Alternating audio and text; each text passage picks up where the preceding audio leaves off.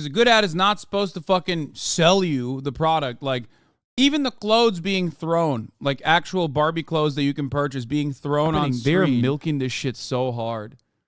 I almost don't want to fucking watch it because they're just like straight up milking it. There's no fucking shot. Yeah, she's the host of the wildly popular comment section, and also a fan of both Greta Gerwig and the Barbie film. So Brett, I have to ask you, you're sitting there wearing, for those who can't see, a pink sweatshirt and a hat reading "Make America Hot Again."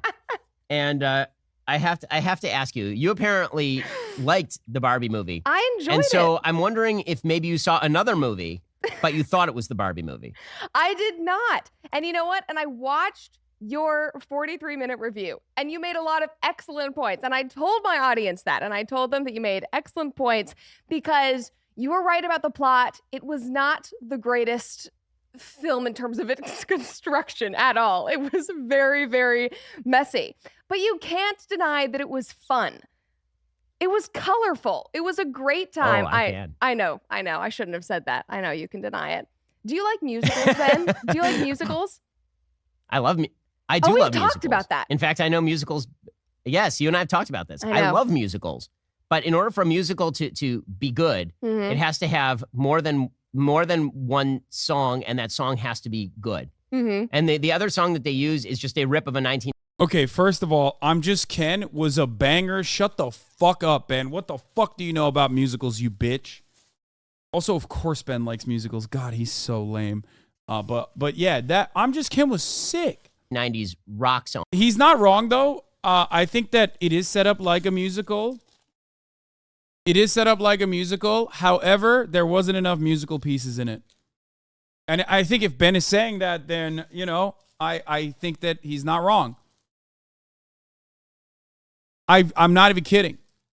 I think that it was, like, it lends itself to being a musical. Like, it definitely was, like, created for a possible Broadway show as well. And I wish there was more musical pieces in it. For sure.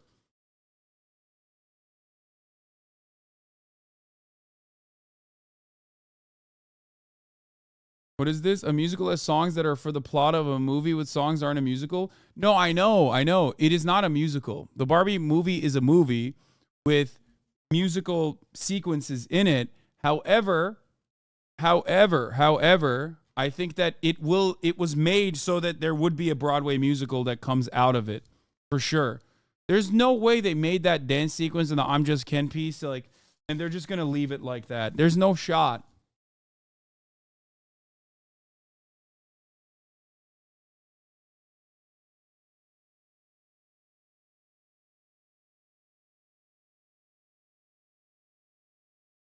Song. That is true. I read about that. There are two songs. There's one that's like a rip of a 1990s rock song, and then there is a large-scale musical number that is just basically rammed in, sort of like Singing in the Rain, where they're like, we have to have a musical singing sequence. We're just going to ram this in here. And so they basically do that with the Ken dolls, and all the Ken dolls are dancing around, and in a song that, by the way, Brett, I challenge you right now. You have a beautiful voice. Okay. You liked this. Yeah. Sing me the song. The one where sing it to me. Sing me the song. Ken. Oh, no, I am Ken. That was basically all I remember, to be fair. That's disgusting. And I truly, it was not a good song. But I enjoyed watching it. It was silly. It was one of those films where I went in and I was worried about it because I had seen so many people be upset about it. And I was like, ugh, okay, whatever. And you know what? They spent $150 million on advertising, and that advertising was great because you know what? I was bought in. And I truly did think that it was like an escape in a lot of ways because it felt totally different than anything I'd seen in a while. It kind of reminded me I can't believe I'm agreeing with her. Which was objectively much better than Barbie, but in the same way that it was very, out of this world and colorful. And I think I had just missed seeing something that was bright on screen because you go and you watch movies and TV shows these days and every single one is dark and dreary and sad and depressing. And it was just nice to sit around people who were laughing and having a good time. My producers came with me. We were laughing our asses off. the audience was so excited, and it was like, wow, this felt really, really cool. Like, there was that one moment, and I don't know if you'll get this part or not, but they were joking about like the anxiety-ridden Barbies, and they were talking about like the real world women, and they were saying, oh, she's just lying in her bed watching the BBC adaptation of Pride and Prejudice, which is my very favorite, and objectively, it is the best adaptation of Pride and Prejudice. The entire audience filled with women. Yeah, that's called good writing. You feel seen because you're a woman, and no matter how misogynistic you are, that's the whole point. That literally that's it. That's why Barbie's good. Okay, unless it's good because it has something for everybody. It has something for children. It has something for adults. The only thing it doesn't have is for seething incels. You know what I mean? That's it. So if you watch it and you experience it and you enjoy it, then yeah, the movie, it makes sense. That's the whole point. It was made for that purpose. It was not made with Ben Shapiro in mind. And I also do think that Ben secretly loved the shit out of this fucking movie, and he's just hamming it up specifically for clout. Burst into laughter, and everybody was like slapping their boyfriends, being like, look, it's me. Like, I watched that. And I think that that's just a very cool shared experience. Now, regardless of whether the film is going to win any awards or what. Conservatives are so funny. They're literally like explaining what the art that is relatable is, like, as though it's a new concept. Whether it will be acclaimed, because it really is not the most high quality film. I think it was cool to be able to sit in an audience with a bunch of women who were just enjoying laughing at this, because it did speak to a lot of very feminine things, which I think is good in itself. Okay, so a few things. One, yes, it's very colorful. The production design is the one thing about the movie that I said was good. Yep. Yeah, I mean, the production, to be fair, I did say in my review, like at the very opener, that the production design is good. But also, it's really hard to screw up a Barbie production design because literally the entire production design is Barbie. That's true. Right? I mean, like, it's just a big dollhouse. But put that aside for a second. There were, to me, about 5 laughs in the entire film, none provided by Will Ferrell, by the way, and none Oh my God.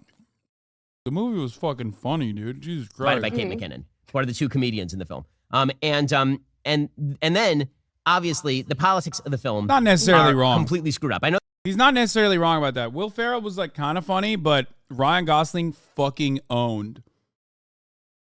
Okay?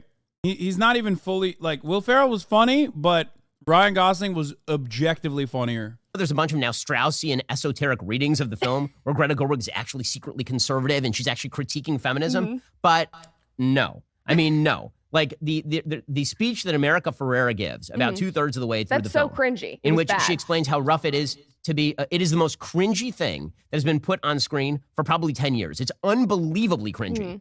And the entire kind of notion that the patriarchy is ruling all. So first of all, I will point out at this point that you say you went with all your producers and they were laughing their asses off. So either our producers are incredibly well matched to our shows, which is quite possible, or they are all suppressing their actual feelings about the film on one side or the other. Because I also went with my producers. Jobs correctly. And aside from Zach, who slow clapped the America Ferrera speech, no, he did not. Everybody else, I will say, he did. He slow clapped it in the theater. It was really funny. But that was the funniest thing that happened actually in the theater was Zach slow clapping the America Ferrera terrible speech. But yes, the politics of the film are completely askew because the entire basis of the film is that the real world is a complete patriarchy, so magically patriarchal that Ken learns from it and goes back to Barbie land, where he then applies the patriarchal standards of the real world to Barbie land. And the only solution is that to create paradise is that men and women must be separated from one another and cannot actually have interactions. Now, I do think that Greta Gerwig can't actually hold this thesis because the thesis is unsupportable. Like the underlying. What is he saying?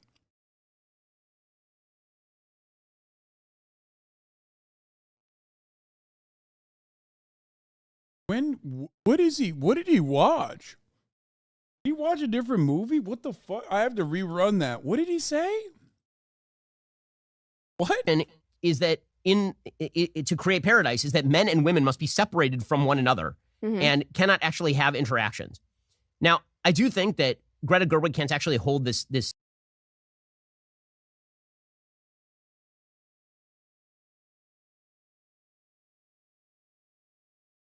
What What the fuck did he watch? That is definitely not what happened at what part?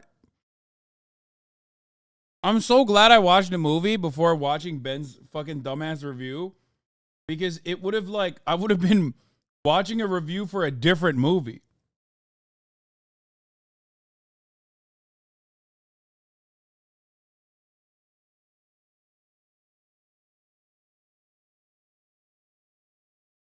Like, what happened? Was he just like sitting there so mad that he was hallucinating an entirely different movie or something? What the fuck?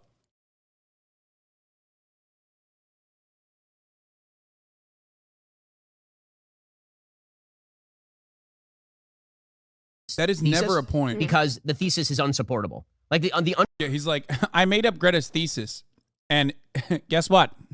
Newsflash, it's bad. Possibly because I made it up. underlying message of the film, ironically enough, is actually very conservative in the sense that everyone is deeply unhappy. Yeah. Right? Barbie is deeply unhappy in Barbie Land. Ken is deeply unhappy in Barbie Land. Everybody is deeply unhappy. In the real world, everybody is deeply unhappy. There's no actual family in the film, right? The only family is the mom and the daughter. Yep. The mom is unhappy, the daughter is unhappy, and the dad is basically absent. He's there, he's in the film for literally 5 seconds. They can make a throwaway joke about him not being able to speak Spanish. Yep. And the final image of the film, which is Barbie going to the gynecologist because apparently she grew a vagina, which, I mean, first of all, super transphobic. weird. That apparently what made Barbie a woman was the growing of the vagina, right? I mean, that's literally what happens. The very end of the film, she goes to The the end gynecologist. of the film is Now, awful. if It is terrible. Yeah. Famously, trans women believe like that women do not have vaginas.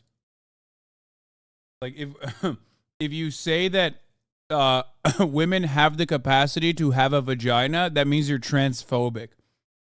Thank God for famous trans advocate Ben Shapiro, which, by the way,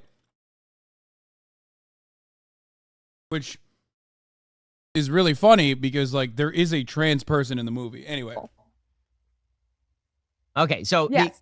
the beginning of the film is terrible because if they wanted to make a true critique, here's the thing. You can't make a true critique of Barbie except if you say that what Barbie actually is a commodification of femininity and a reduction of femininity into the purely physical. And that requires you to then ask. No, you're saying Barbie wasn't a real woman until she got a vagina? Yeah, I know what he's trying to say. It's still stupid. One, there's already a trans Barbie in the fucking movie. Two, women have vaginas. So it's not all that crazy for Barbie to grow a vagina. That's not all they have. But, you know, she was a doll and now she's a person with a vagina.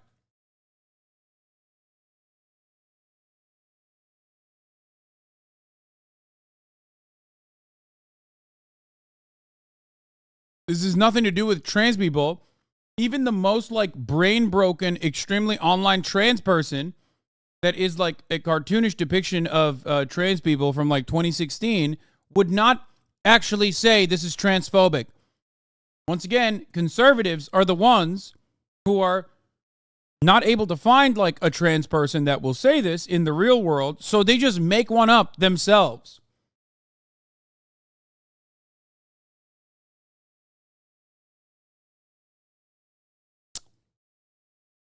Okay, what else is a woman beside a man? And then the only answer to that would be, you know, like getting married and having kids. And that's the one thing they can't do because at the very opener, they throw that away. Yep, they smashed the baby doll. So the real question is like, right. So the real. There is no way Ben is saying that a doll predominantly played by young girls is not like being marketed to them as though they're fucking. There's no way, right? I thought that was like no sex talk with children, right? Like, I wonder why the Barbie and Ken don't actually have like romantic and sexual sequences. Let me think about this a little bit. Real question is, what are they saying that women are? Because at the end of the movie, Barbie goes from being, it's Pinocchio. She goes from being plastic Barbie to real woman. But what is real woman? And their answer is a vagina. Well, they don't know. Which, by the way, again, super transphobic. Well, Right. I think that they... Yeah, no, she's developing sex organs because she's human. This is not like you're the one who's adding additional seasoning to this. Absolutely no idea. They don't know. And I think that was part of the plot that felt not very thought out because it was all up and down. And I absolutely agree with you that everybody was unhappy. And that was one of the more endearing parts of the film for me because, Ken found that, this patriarchy that he brought into Barbie Land or whatever was not actually fulfilling. And that was not actually, fixing anything in his life. Barbie was not happy once she was in the real world and had. But in the real world, it is fixing. I love patriarchy. Then restored patriarchy in Barbie Land. And even after that had happened, she wasn't happy. And I think the most endearing part for me, even though the ending was way too long and the part with Ruth Handler, who's the creator of Barbie, was very, very weird. That white room was very, very odd. But I did think it was endearing that even after the perfect matriarchy in Barbie Land had been restored, Barbie then chose to go to the real world, which is apparently a patriarchy. And I think to me as a viewer, I looked at that and I went, oh, she's choosing like the human experience. She's choosing to live in a world that maybe is not perfect because our world is not perfect. And I thought that was interesting. I don't know what your take is on that, but I walked away from that even though the ending would drug on for way too long. I left thinking, okay, maybe that was something that was kind of redeeming that I could, appreciate. Also, with the America Ferrara speech, I watched that and it was so cringe and so contrived, which it was. But I don't think that everything that she said was wrong if you look at it just based on humans. Brett Cooper is literally a woman, dog. That's it. Uh-oh. By the very nature of being a woman in the United States of America, she got it.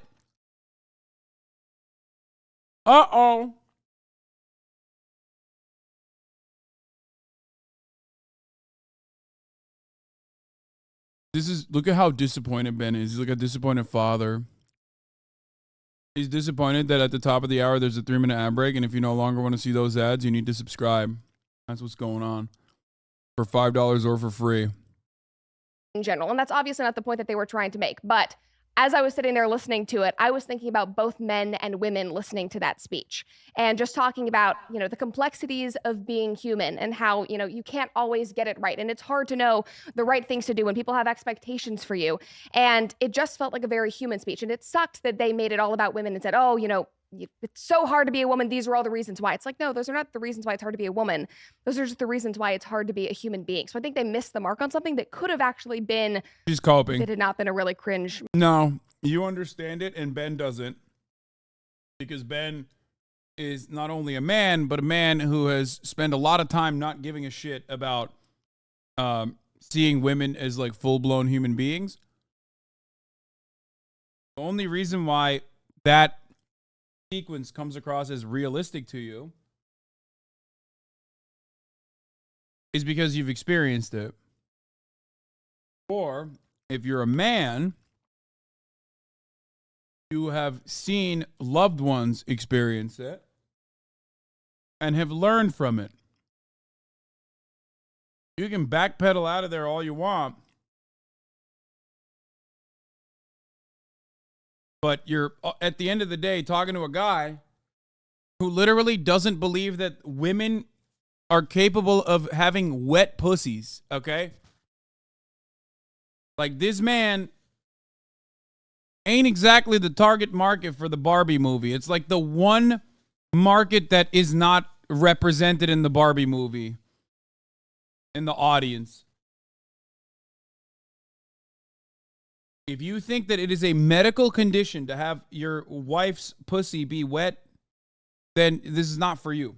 Monologue. It could have been an interesting point for both men and women. So that is where I rest my case on that monologue. The only solution. So here's my big problem. Because everything is refracted through the prism of a secular feminist outlook, everything in the movie is refracted through that prism. The obvious solutions that are available are completely put aside.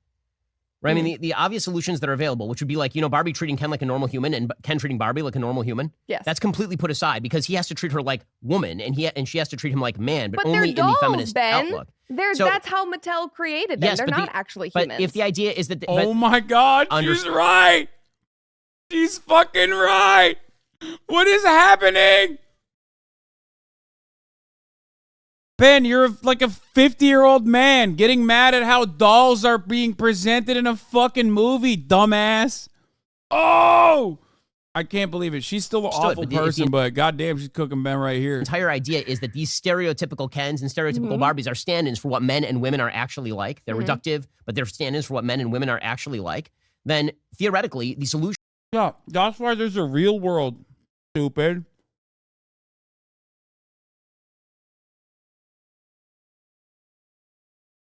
Like, it's not a good stand-in. It's not even a good stand-in for the matriarchy. The original Barbie Land, that is. That's kind of the whole point of the fucking movie. Is that shit's kind of fucked up in Barbie Land because it's like not designed correctly. Ken wants something more. Barbie wants something more. What the fuck?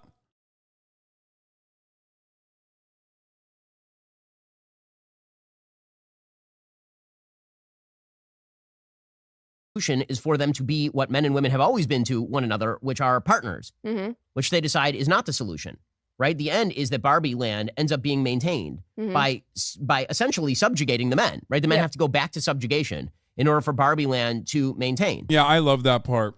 I'm not gonna lie. I think that part was really funny. Only because I've now seen how it was received by like the worst people.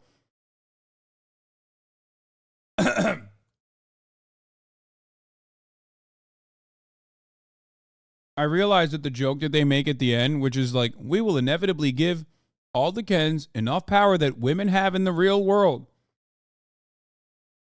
Every single anti-feminist sounds like a fucking feminist. Every single anti-feminist is like, oh, men get the same power that women do in the real world? Well, that's fucking unacceptable. That's bullshit. It's like, wait a minute. I thought shit was fine, brother. What's happening? That's literally just a joke that they just, boom, leave as a button at the end. If society is fine and good and dandy like you claim it is, then the Ken's ultimately getting the same. The Ken's ultimately getting the same exact fucking power as women have in the real world, and that shouldn't be a problem at all. It's like so stupid how much these guys have gotten mad at this. And her wanting to, have the human experience, that would make sense if they actually explained what the human experience is. Now, I think Greta Gerwig sort of is trying to do that at the end. I think she's trying to buy back the entire movie in that montage at the end, where it just shows a bunch of moms and daughters and like the human experience and all of this, which I think is, frankly, cheap filmmaking. I think that it is basically her at the very end realizing she doesn't have any sort of message to the movie. That part made me cry. Made me cry. Okay, because that's why it's cheap filmmaking, because she literally just gets a bunch of old home movies and she's like, look at the old lady, and the old lady is with her kids, and that's what okay, I love that part. if you're oh my god, if you're actually going to make that case, then the film they should have just made. I didn't think that part was that good, but maybe it's because I'm a man. I don't know. Yeah. Is Enchanted. Right? That would be the actual plot of the film. The actual plot of the film I love that would be movie that Barbie too. doesn't like. I didn't like that part because I received it as like, I didn't like that part at all because I received it as like them, like very in a ham-fisted, very blunt way going, this product that you're fucking consuming, this Barbie, it was a labor of love. It was built to actually show womanhood. You know what I mean? That was like an ad.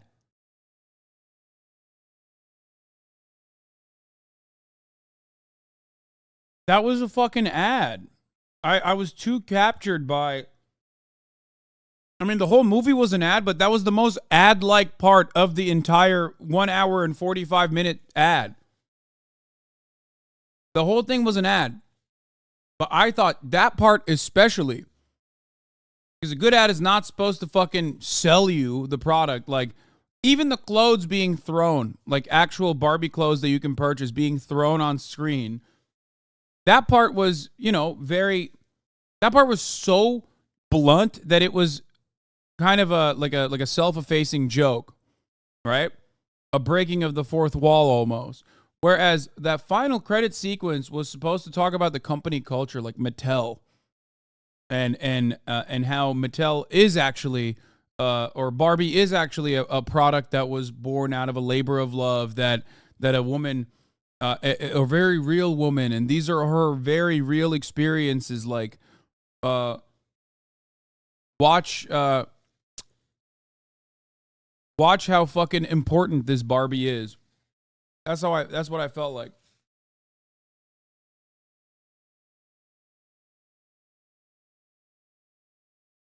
You are currently agreeing with Ben Shapiro? No, Ben Shapiro thinks it's a cheap ploy to make people fucking emotional.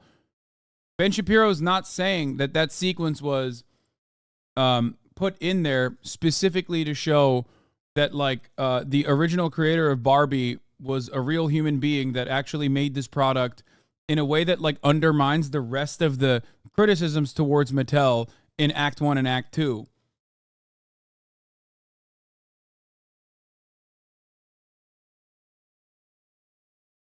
You know what I mean?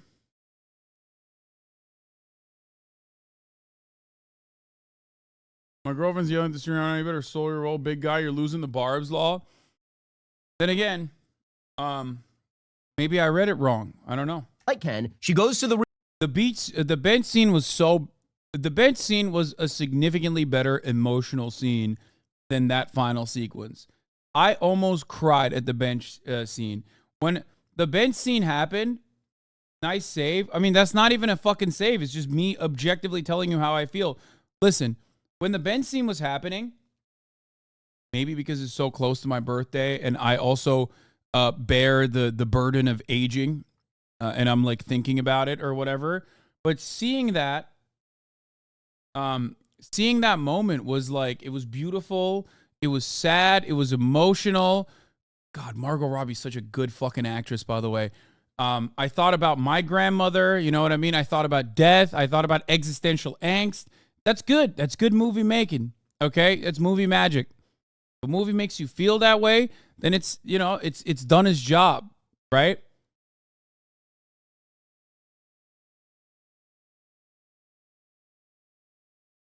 So that part was beautifully done. Whereas the final sequence, like the cut, I didn't really get that same exact feeling out of that. real world. Mm-hmm. She goes to the real world and she falls in love with a real guy. Mm-hmm. And yeah, the real world has all. Wait, that was actually Barbie? Barbara, the daughter of the creator? Oh my God, I didn't even know that. Oh my God. That makes it even more powerful. Holy shit. I didn't know that. Wait, really? It was not? No, it wasn't.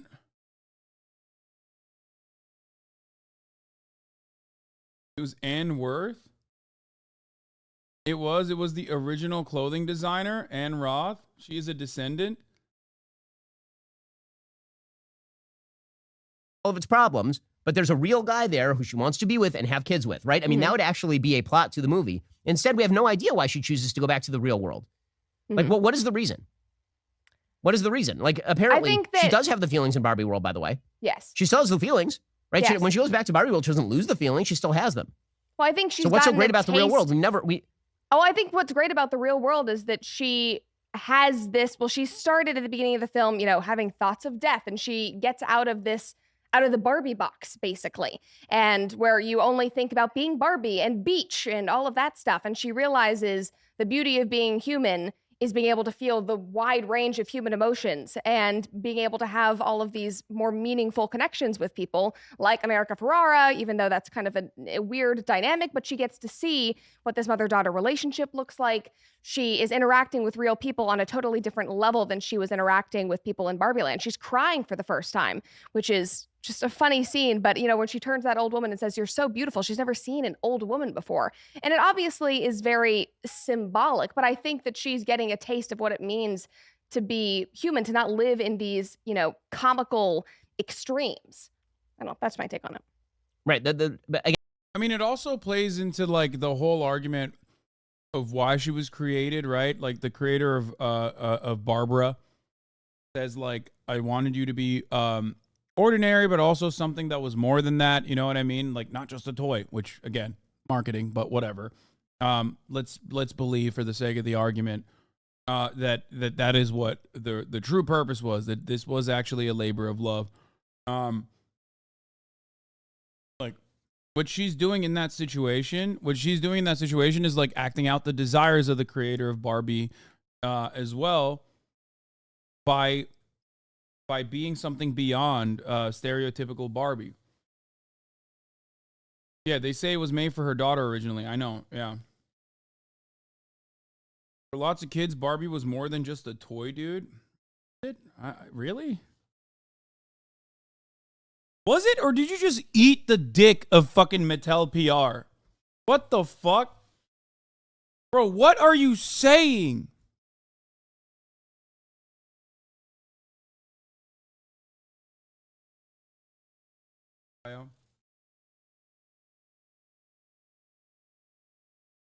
Again, the problem that I have with the solution, because I think that you are right. That is what Greta Gerwig wants to do. The problem with the solution is that it's not actually a solution for any of her problems. Yep. How does she solve the irrepressible threat of death by going to the gynecologist? The answer is she doesn't.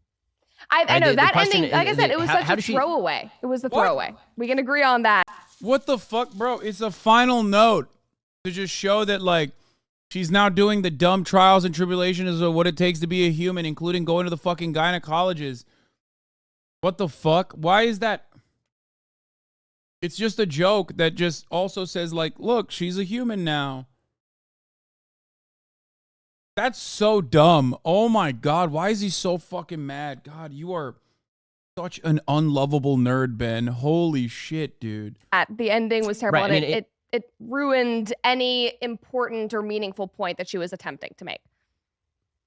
Right. It's like, even if she were trying to go for the thing, she is forbidden by the strictures of secular feminism from going for the thing. Right. She's forbidden the things that actually, here's the thing. The entire movie is about having an irrepressible fear of death. Yeah. Okay. So the problem with the entire movie being about that is that you then have to have a solution to that. If the problem of the movie is Barbie has irrepressible thoughts of death, then presumably the answer to irrepressible thoughts of death is some sort of spiritual solution or familial.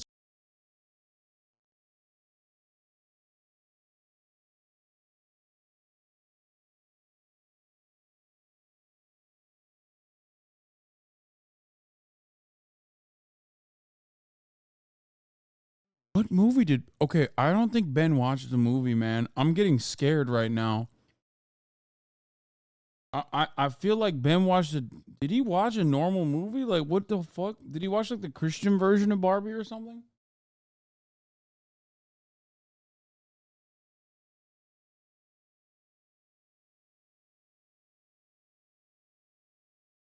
Is he trying to make an argument that, like,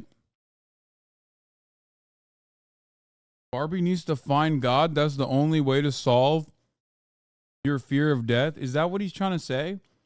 You no longer fear death because you have the afterlife?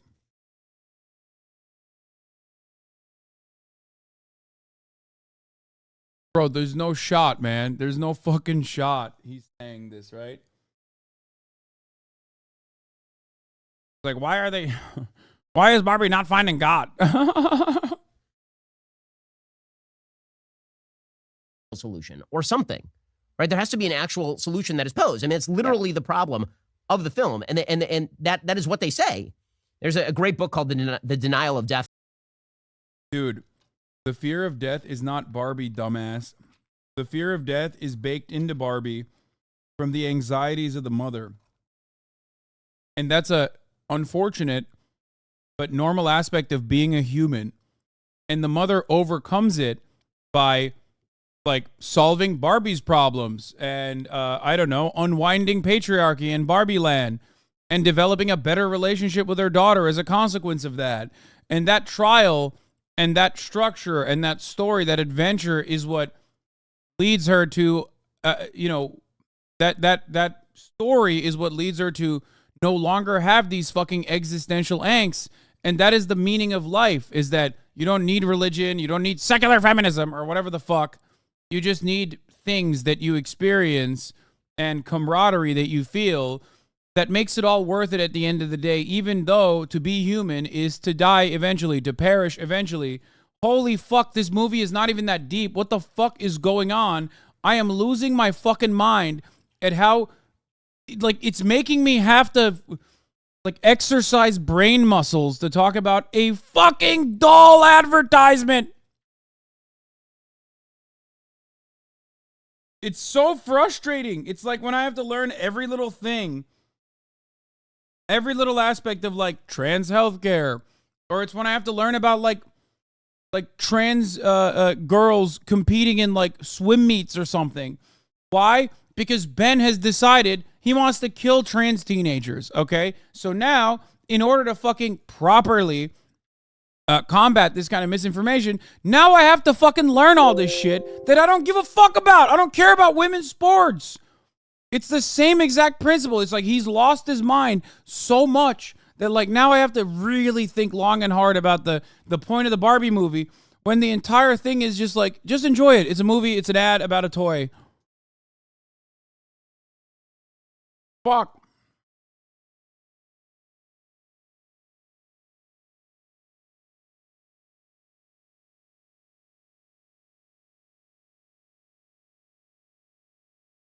From the 1970s talking about how basically all human beings are driven by the denial of death, right? That we just move every day in opposition to death. So we create heroic narratives about ourselves and things that we do to distract ourselves. And we have religious experiences and all of this. But they don't even actually present any of that for Barbie. That the problem posed is too big for the solution. Right. Like, and Greta so if you're going to do that, would never. Right. Yeah. So if you're going to present the problem as irrepressible thoughts of death, then the answer that you... This is so funny. It's like massive projection. Like, why did the fucking Barbie movie, which by the way, Ben is mad that this movie supposedly was marketed towards children, but it's not for children. Meanwhile, Ben also simultaneously is upset that the movie doesn't end with Barbie finding God, because that's the only way that you can defeat the crippling nature of constantly thinking about death. What a fucking stupid take, dude. He's like, yeah, these little girls, like, why are they not being indoctrinated into the cult of fucking whatever dumb fundamentalist thing I believe? I see why Ben's a failed writer. Yeah, I know.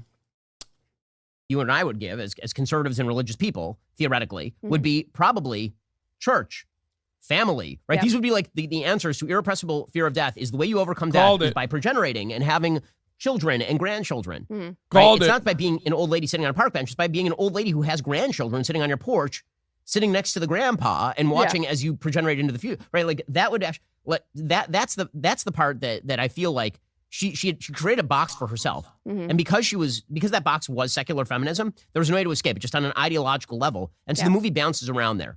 Famously, secular feminism means women can't have lifelong partners.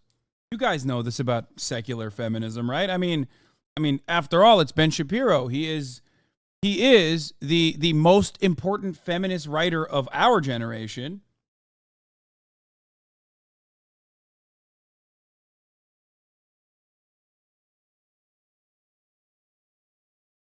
It's just like, it's so stupid. Like, what do you mean? Secular feminism. Like, you can still be religious, godly, have a family, and believe in secular feminism. You fucking idiot. Funny thing is that Greta is married with 2 kids. Yeah, that's why. She's actually secretly not a secular feminist. Because conservatives are the only ones who have families. And then because it's bouncing around there and because she feels she has to say all these dumb things about the patriarchy and how men rule the world and all of this kind of nonsense, like for all of that, I found obviously incredibly annoying because I think they didn't even, I get angry at lazy. I really get angry at lazy. And this is a lazy film. It is a lazy movie. Like they don't even bother to do basic exposition of what drives characters. So Barbie is driven by something, but we're not quite sure. She has irrepressible feelings about death. But that's supposed to be cured by her seeing America Ferrera, right? I mean, that's the whole idea at the beginning. She's going to go there. She's going to rectify. She's going to go back to Barbie Land and all the rest.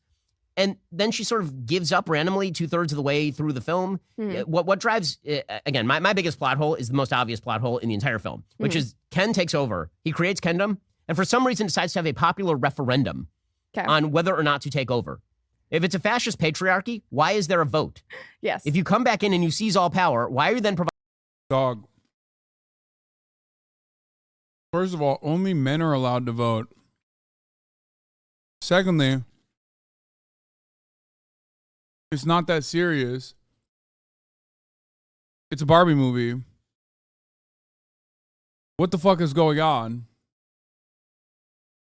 Guys, I'm sorry.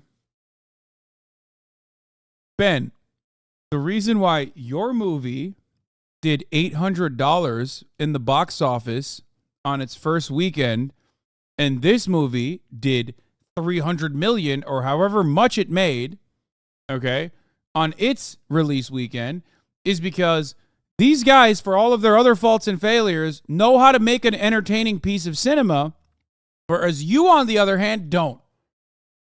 And there is no better demonstration of this fucking reality than his failed screenwriter ass being like, well, why isn't this the Passion of Christ? Why is this not the Passion of Christ? What the fuck is going on?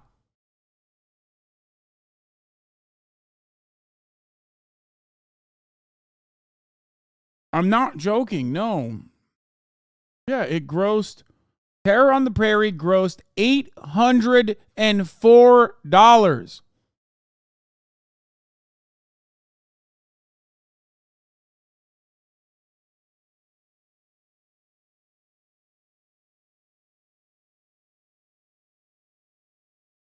Yeah, I'd be fucking mad too. But I also, if that was what had happened to me, right? If I was like a failed screenwriter and then I like created this like entire anxiety riddled vice signaling media conglomerate, okay, with oil baron money, and then finally was able to like force dick my fucking stupid screenwriting ideas onto the big screen and have people act on it. And then it grossed $800. I would literally kill people that said I was a screenwriter. I would be like, what movies? I've never seen one. I would move so far away from the genre of cinema, whether it be criticizing it, whether it be fucking watching it with my own two eyes. I'd be like, I've never seen a movie in my entire life. People would be looking at me like, what? Didn't you write a script? Shut the fuck up. I've never even seen a movie. Fuck you.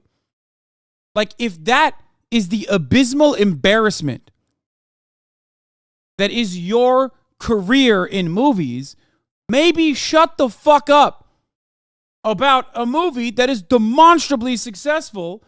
Why does he think, after selling 76 total tickets, thank you, Megaphonics, why does he think he knows how to write better Kino?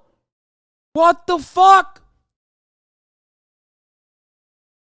I could gross more than $800 if I made like a fucking 5-minute movie, okay?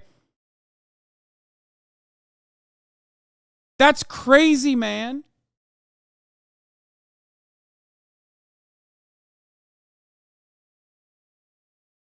He is so shameless, dude. He is such, in that way, in that respect, he is such a Ken. He's giving Ken.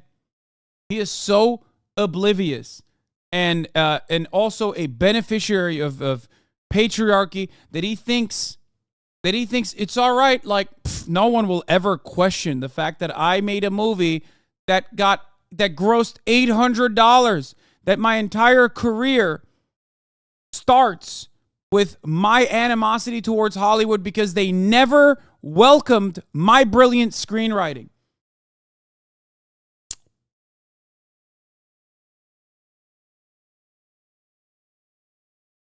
He is so shameless that after that experience, he's still talking about movies, telling Greta Gerwig how to write her movie. Providing for a vote with 48 hours notice. That's funny. That is true. Okay. It's idiotic. It makes... Sorry, speaking. The biggest, by the way, my other biggest critique, the Will Ferrell character makes no sense. They just were like, what if we just, Will Ferrell will come and he will do the elf routine and he'll just do that for like 20 minutes and it'll be totally unfunny. But his motivations make no sense. None of the motivations make any sense. Like, this is the part that drove me crazy. It's not even the politics. He's not wrong about this. I hate to admit it, but he's right. Did you ever see him get that interview about his book on Hollywood? Got cooked by grandma? Yeah, it's so funny. Yep. I was going to say, those characters just felt like they were dropped in there and they were attempting to make a couple of jokes. I did like that one speech where it wasn't even a speech, but where they were trying to be as woke as possible, like those, because they were, the men running the female doll company, and they were trying to, be up to date on the current thing and the progressive thing. Again, Fred Cooper, a woman. Yeah, I'm willing to bet Ben doesn't think that's funny. Ben does not also, okay, to be fair, I am being a bit ableist. Like, I don't think Ben is physically capable of laughter. So, like, there is that aspect to the story as well. But Ben probably saw that sequence and was like, wait a minute. That is how these woke companies work. This is a documentary. That made me laugh because it's just normal, corporations, like every Pride Month, basically, that's what they do. And so that made me chuckle a bit. But other than that, it felt like he didn't offer anything to the film. He was just there, and it was kind of like a funny montage of him trying to get to Barbie Land. But other than that. The entire, this goes, again, ironically, the thing that upset me about the film was not actually the politics, because I assume every left-wing film is going to be left-wing. The thing that upset me about the film is that it was a waste of my time. Like, do not be so lazy as writers. Like, the plotting made me absolutely. This 2-hour movie spawned 2 hours of Ben coverage and now 2 hours of HasanAbi coverage on top of Ben Shapiro's coverage. Yeah, Ben has actually spent more time on this movie in and of itself than the actual sequence of time that the movie is. Like, it's longer than the run of show. That's not a joke. Ben has done, I think, 3 videos at this point. Which is, it spans over like 3 or 4 hours. Insane. I mean, the fact that they go to the real world, and now we're told by the Mattel Corporation, this is a crisis. Why is this a crisis? Will Ferrell says something unthinkable will happen. They don't say what it is. And then what is the unthinkable thing? And they're like, we won't even explain it. I don't know. Something unthinkable. He's right. That part sucked. God damn it. I can't believe I'm saying it. That was very weak. Not wrong. That part was weak. Bye-bye.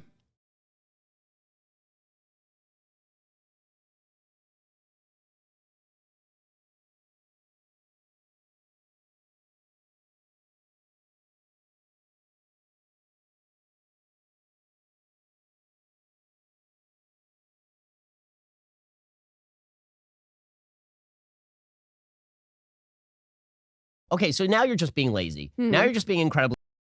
Wait, Biden will be impeached 1 hour long. Jason Aldean fires back a woke mob, 8:40. Barbie is garbage, but you're not allowed to say so. 1 hour and 1 minute long. Ben Shapiro destroys the Barbie movie for 43 minutes. Oh my God. Ben Cooper liked Barbie. I have questions. 34 minutes. He spent more time on the Barbie shit for the past 4 days than Biden getting impeached, dog. What the fuck? Now, many of you will say, Hasan, haven't you been reacting to this? Okay. That's true. I have reacted to this, okay? And I covered it from my own personal point of view in the beginning, and now I'm like reacting to their fucking debate because I wanted to see what he was saying. But it's not a joke. Like, this is sad.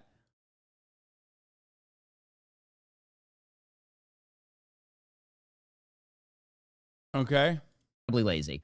Will Ferrell, his character, who's supposed to be driving the plot, right? Because he is the plot device by which they're attempting to capture Barbie, and Ken gets to go back, and then they have to, for some reason, they follow them into Barbie Land and all of the rest of this. Yes. I'm going to do the fucking... I know. The special counsel team alleges that there was a broad scheme to delete Mar-a-Lago surveillance footage, and then there's like all this other shit with Trump. His character goes something like... Spoiler alert, chat. Stop. Like this. I am a man. I run a female-led corporation, and the women have to be put back in the box, literally. Literally, we have to put the woman back in the box because all we care about is profit. Then he's told that the Ken doll is going to outsell the Barbie doll. And he says, no, actually, we are the Barbie corporation. I have to stand up for women. And he makes that flip inside of 5 seconds. And you're like, well, hold up. Are you? Yeah, Will Ferrell's aspirations don't make a lot of sense. He's not wrong about that, which is kind of upsetting. I hate to hand it to him. I did not F at all. I don't know what happened on you. Are you the emblem of evil capitalism, like in the Lego movie? Or are you like an actual feminist? What's the deal? And this sort of divide runs all the way through the film. Let's talk about who you trust. Okay? You shouldn't Don't trust Barbie. who are at this way. Look at Noah Baumbach's body of work. Yep. Like, but I will say, to me, this movie is basically like bad comedic version of A Marriage Story. A bunch of self-absorbed people who don't have any deeper values, who are essentially making bad decisions for children. Okay, That's basically what. Bro, Ben is so bitch made, by the way. Like, straight up, he's watched all of these fucking movies, and I haven't watched any of these, okay? I'm sorry. You can't fucking constantly talk about how you're the beacon of masculinity, dog, and like reinforce this false notion of a binary understanding of masculinity if you're constantly talking about fucking musicals and you watch every Noah Baumbach production and you watch every fucking Greta Gerwig production and then complain about it. Okay? You're literally over here chirping non-fucking stop. It's like exclusively reading Jane Austen novels. What the fuck? He's also a Disney adult. It's like, come on, man. Come on. A Marriage Story is, and I think that's what this movie is too. Did you like Lady Bird? Because Lady Bird is one of my all-time favorite movies. I think Lady Bird is wildly overrated. Oh, dude, it's like, this is what I mean. He is like, I mean, I didn't watch Lady Bird. I'm sure it's great. Guys, I'm a misogynist, okay? There you go. I said it. No secret. I like the Ken parts a lot. And also, I haven't seen Lady Bird. And I haven't seen Marriage Story either. Okay? It's coming out. It's the truth. Now you know. He's a Greta hater. I'm not. It's never appealed to me. The Barbussy, on the other hand, was very appealing. I wanted to be a part of the cultural phenomena. Again, as like a young woman. I didn't hate. I love that movie. Hate Lady Bird. I didn't hate Lady Bird. And at the very end, again, Greta Gerwig does try to buy back some religion. Again, the out to Lady Bird is the one she doesn't use in Barbie. Mm-hmm. Right? The out in Lady Bird is at the very end. The girl realizes that the value system that she has been pursuing is actually not the right value system, and she goes to church and she calls her mother. She goes back to her Catholic upbringing. So she actually. And I also enjoy. Wait, so why didn't he like it? It seems like a Christian ass movie. This bitch doesn't even like it when it's like a wholesome Christian setting. What's happening? Also, what a fucking stupid way to live life. To just like, I mean, to just like look at every movie on the virtues of like how Christian it is. That's insane, dude. You have no way. You have no fucking way of like consuming shit without seeing it through the lens of how much it appeals to like white supremacy or Christianity. Sorry, I fucking couldn't even write it. Couldn't even say it right. White supremacy. It's so weird. Yeah, I mean, he's also Jewish, which is pretty funny. Like, it's weird. I don't think Radlibs behave this ridiculously. This is quite literally the exact opposite side of that fucking coin of like Radlibs being like, this movie has evil characters or this movie has like toxic masculinity. I don't really like this. Like, you're doing that, but on the right-wing side where you're like, there's not enough Christian representation in this movie. I hate it. It's like, fuck you, man. God damn, we saw what your bitch-ass movies made, dog. $800. Maybe shut the fuck up and let the pros do what they do best, okay?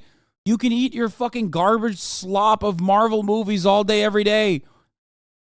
They make enough movies for you. You can complain about all of them. You can be like, oh my God, this is too feminist. It's too feminist.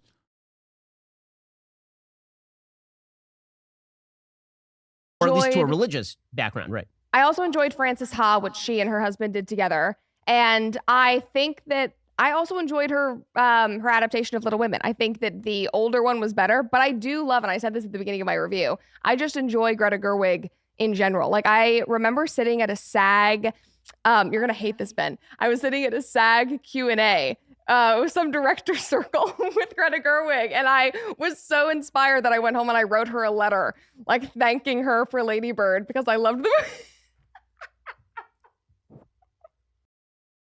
Yeah, there was a moment, I think, in her mind, Brett Cooper's, I mean, where she was like a normal human being. Maybe even went like far beyond like what normal human beings do. Maybe she was a little too normal. And then something snapped, and that snapping effect was money, I think.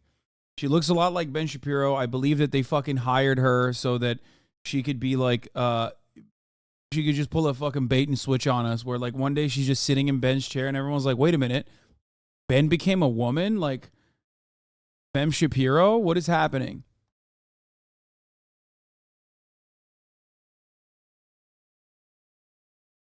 Okay, so you're a fangirl for Greta Gerwig. This is not a fair conversation. I am, but I will. Like, okay, so ready? I am. That's why I said at the beginning of my review is that I like her in general. But I will say I do not want to see what she's going to do with the Chronicles of Narnia because she's doing the adaptation. She's going to absolutely butcher that. And it's interesting because she keeps having these. I just want to know about her upbringing in a way, because she keeps kind of dropping in these religious themes and these more spiritual questions and then never really answering them. And it feels like she herself, Greta, is grappling with a lot of this. I don't know how she was brought up. She's a lapsed Catholic. She's a lapsed Catholic. She was raised Catholic, is my understanding. Okay. And then she dropped away from the church. And so she's in search of a value system, and that's pretty clear in her work. Yeah. Right? Is that she's constantly in search of a value system. So Lady Bird is really about her. I mean, it's about her. It is. She was not raised Catholic. She was I believe she was a Presbyterian who went to a Catholic high school. So that story is really about her. And so the sort of thing that she is searching for is the thing that she has forbidden from herself, which is to take religion seriously enough to actually take it seriously. And so that's why I think the C.S. Lewis adaptation is going to be a disaster area, because the thing that C.S. Lewis is calling for you to do in Lion, Witch, and Wardrobe is to be a Christian. That is what the book is about. And so her actually adapting that, like I don't see how she's going to adapt that. I mean, there's a lot of critiques of that in Little Women too. Is that there's some Christian thematic in Little Women that actually gets kind of ripped out by Greta Gerwig. Well, she makes it much more girl bossy than the books actually were, which is unfortunate. I loved the actors in it. I thought it was great, but there was a lot.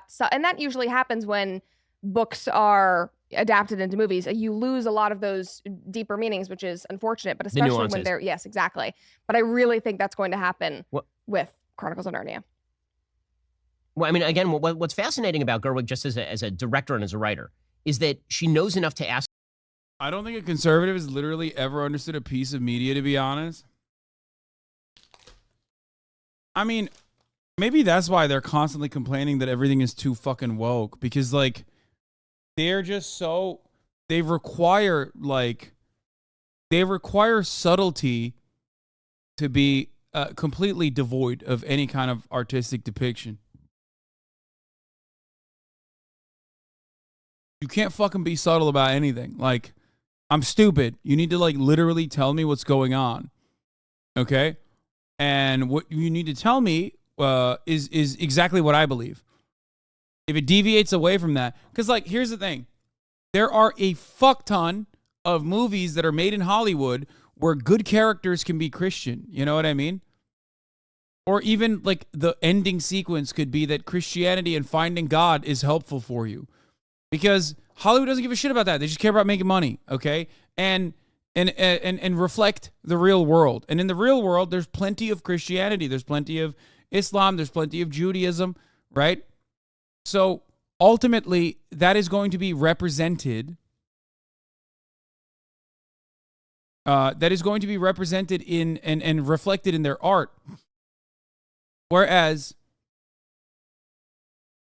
for Ben, it's like that's all it can be.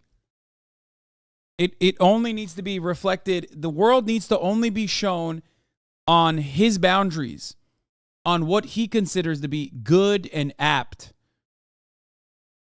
So Ben, in a lot of ways, is the most annoying fucking radlib you see on your timeline. He's the guy I yell at so much. You know what I mean? He's the guy I yell at that comes in here and goes, why are you watching that movie? That movie is quite problematic. And it's like, fuck you. Fuck you. The world sucks dick. Shut the fuck up. If something is moving, if I enjoy something, I'm going to fucking consume it. Shut the fuck up. My consumption of a particular thing is not going to change the world in the way that you think it does. And Ben is doing that, but from the conservative side. And because we're not conditioned into seeing conservatives in the same way that we are conditioned into seeing rad libs, we don't really see it in that way. You know what I mean? We don't really see it in the same way.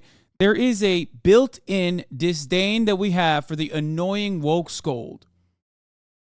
But for some weird reason, we do not have that same disdain for the annoying woke scold on the right when they are doing the same thing.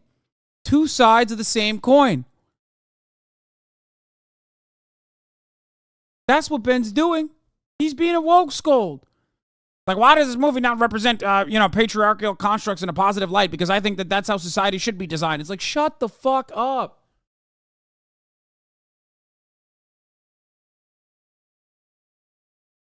You know why? It's because of gender norms wave going on with PUA culture. In pre-1950s Hollywood, there was a code enacted where most themes had Christian elements. He's such a freak that his mind lives in that era.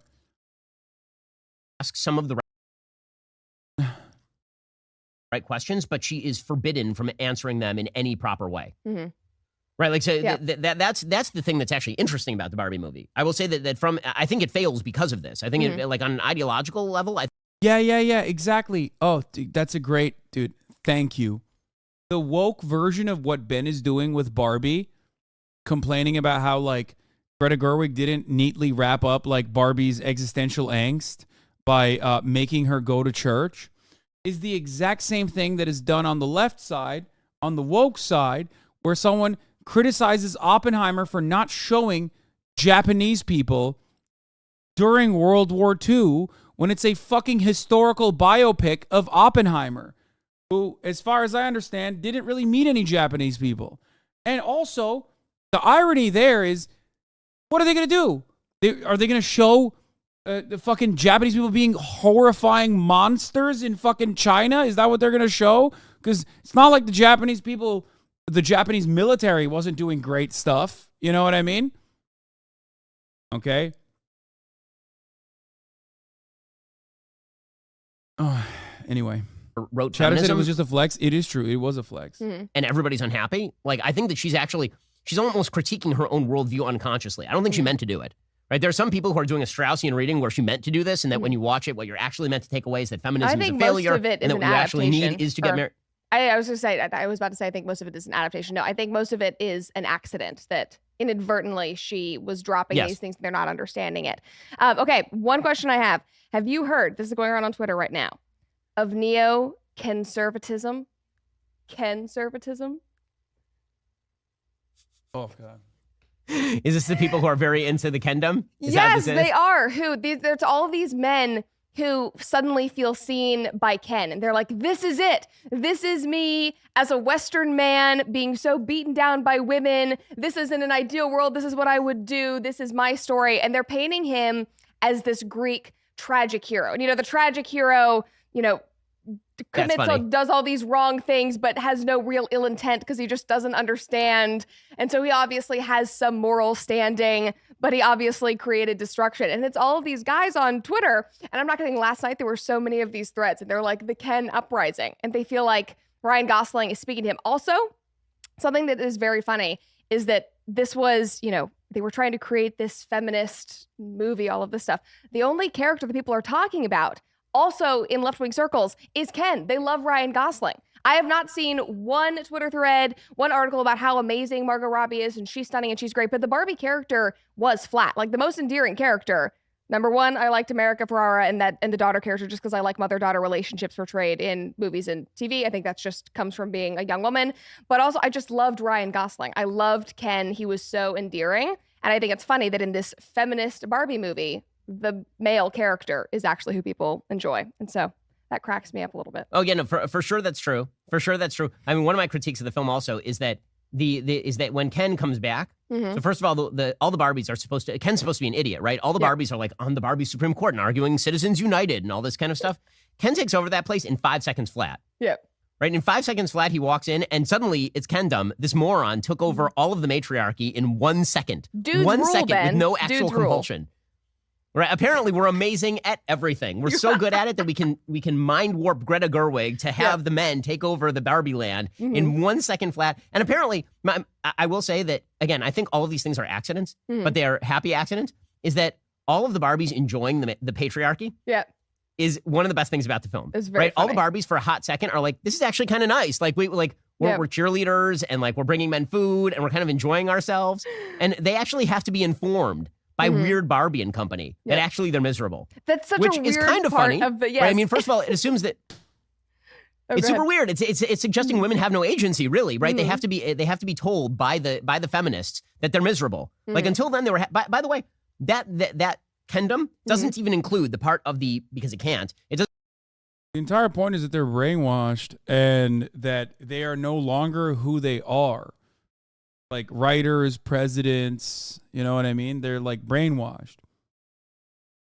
That's kind of the point, is that like patriarchy conditions women, including people like Brett Cooper in certain respects, into being willing participants without recognizing the conditions that they're in.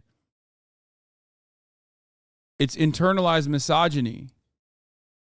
That's kind of the point. And also, it's not even like, that's not shown as a good thing unless you literally think that that's good. What the fuck? I feel like Ben just straight up thinks like, oh no, it was so good. Remember? It was so good when women were doing foot massages and bringing me beer. Remember how good that was? Yeah, that comes at a price, and the price is that the women in that circumstance are brainwashed. I love that Ben thinks that was an accident. Yeah, he did say happy accident. Like, he thinks that, like, that was written without recognition.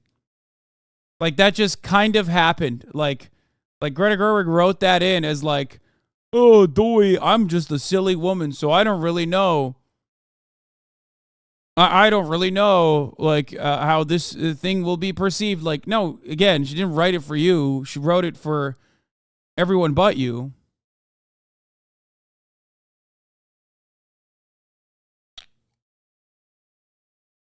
Reckless Ben update your mention? Who the fuck is Reckless Ben?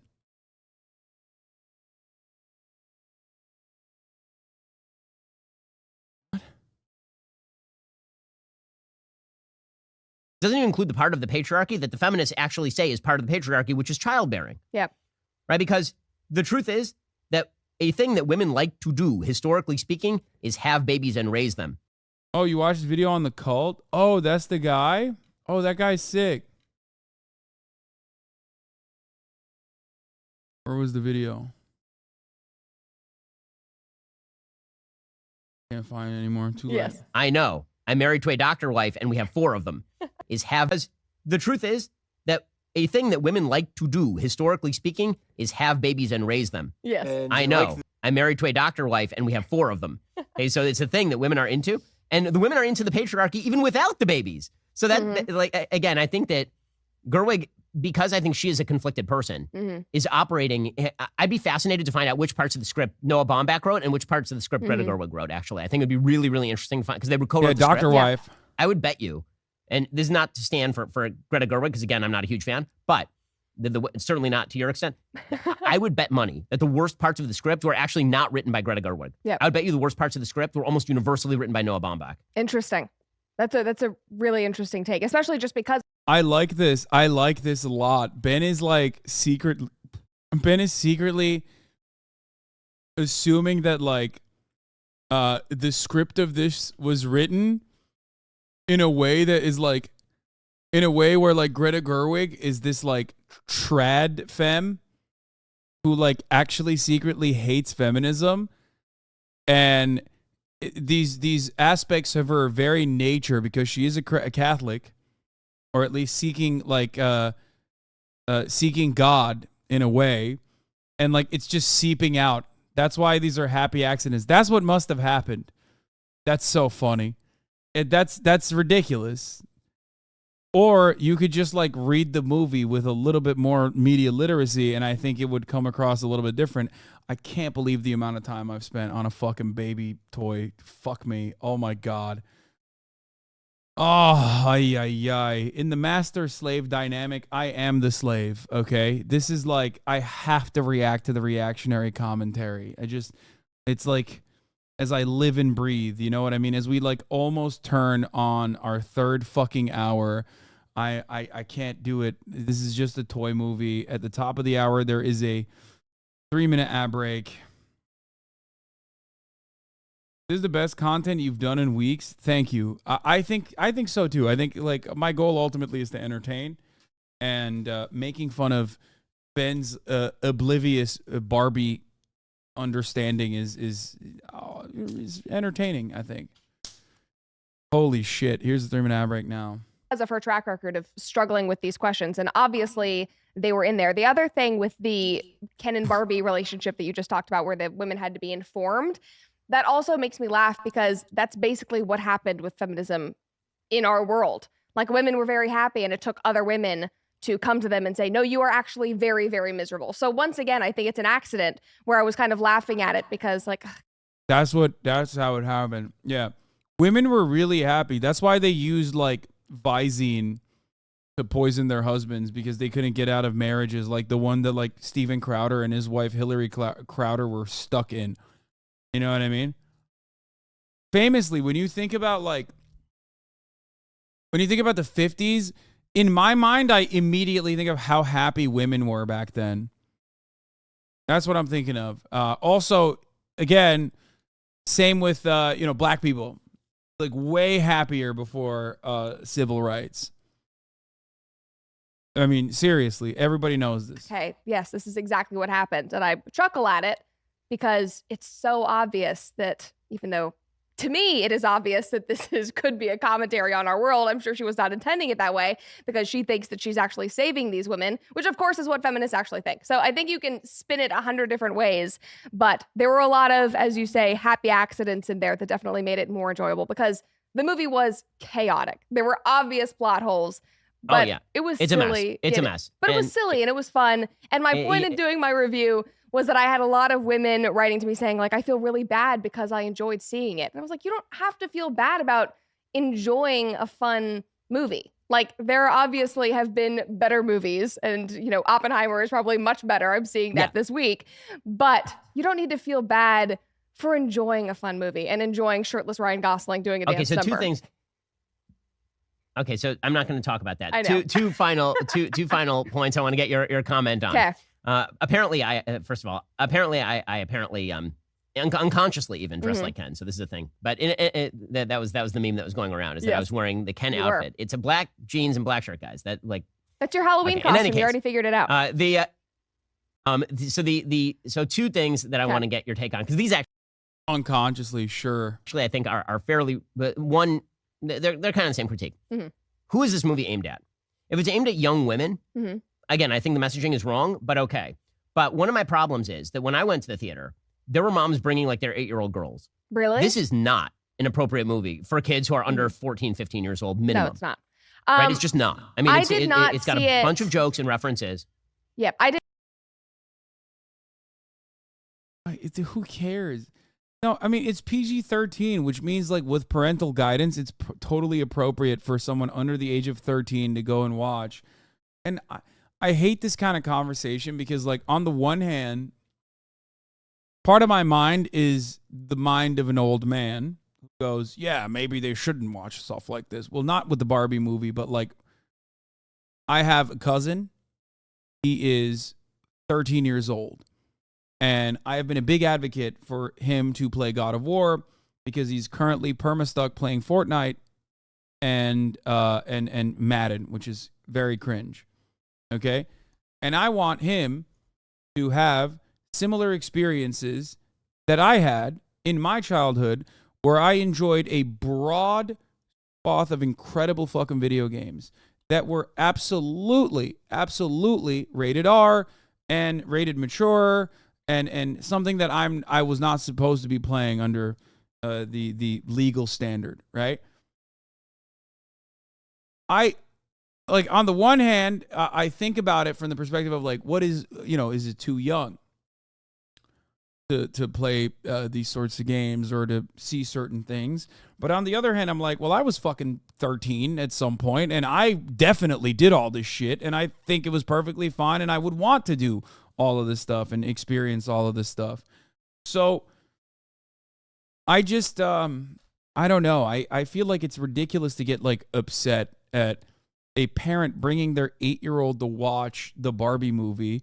But I also don't know if I have the best understanding of this kind of thing, because I personally think an 8-year-old could, watch a lot of shit and enjoy video games and whatnot. Nah, 8 is too young for that movie. Why? Why would this be a traumatizing experience for an 8-year-old? The Barbie movie is PG-13 for a reason. You realize that like the Marvel movies are PG-13, right? Like, you think an 8-year-old can't watch a Marvel movie?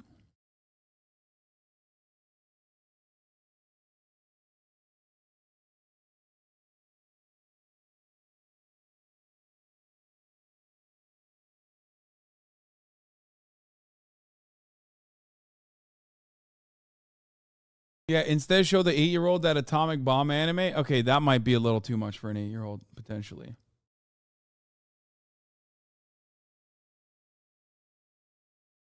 I think it's perfectly fine for an 8-year-old to watch a Barbie movie. It's ridiculous to get upset about that.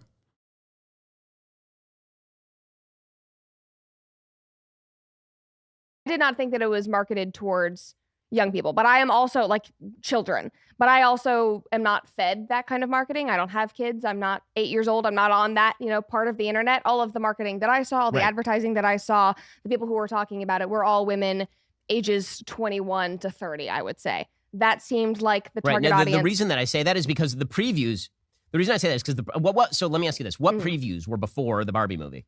They did not offer a lot of the plot. It was very, very hidden. It was just colorful, fun, jumping up and down. No, I'm not asking about the previews of Barbie. Right. So I'm not asking about the previews of Barbie. I'm asking when you went to see the Barbie movie, what were the previews that came before? Oh my gosh. The only one I remember. The previews that came before the Barbie movie in the theater I saw it in was the Timothée Chalamet movie. I can't remember any of the other ones.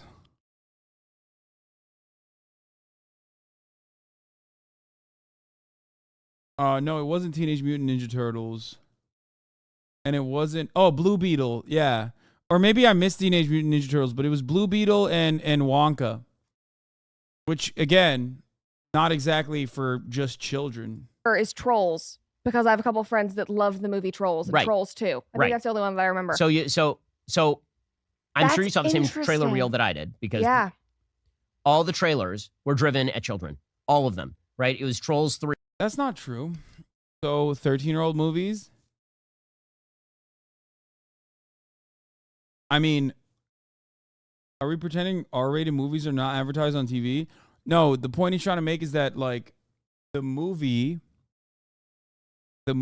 that came before it, like the previews imply the target audience, right? And he's trying to say that the previews imply that the target audience are like little babies and little children, and it's inappropriate for them to do that because the movie's inappropriate for children, except the movies that came before the Barbie movie and the previews were also PG-13, and with the same standard logic that Ben is applying to Barbie, he should also be very offended at the prospect of those movies being shown to children as well, but he won't because he's trying to make a fucking dumbass political point. Anyway. That is such a good point, and it was Teenage Mutant Ninja Turtles. Yeah. Right, so they're clearly like they think that this market is for 25-year-old moms and 6-year-old daughters, or rather 35-year-old moms and 6-year-old daughters. But to play devil's advocate, that is to play devil's advocate. Do you think they ran that trailer reel because they knew that regardless of how they marketed it, regardless of them saying this is PG-13 and them saying, it's Ben? I don't think Ben realizes as a dad. I'm sure he's seen plenty of like Pixar, Marvel Disney movies, right? And one thing that happens consistently throughout all of those is that they hide jokes for adults in all of those movies. So there's something that the parents can look at and laugh at too. A lot of times those jokes will go over the child's head. So I don't know what the fuck he's talking about here. Like, because I watched an interview with Greta Gerwig and Margot Robbie, and they were talking about how, you know, they created this for women, and they were asked if kids could go see it, and they're like, I don't really think that they'll understand it. Do you think that they were worried, like that the theaters were worried that moms were going to bring their daughters, and so they went ahead and just made it family friendly? Like, I don't know if I would put that on the production team. I would put that more on audiences wanting to bring their daughters to a Barbie movie. I think a lot of little girls are going to go watch this movie, and there isn't really anything bad in it. I think this is really dumb. I'm done. I'm done with this part of the conversation. Let's get to the fucking real news. We're done. We're not watching the 43-minute video. I'll fucking die.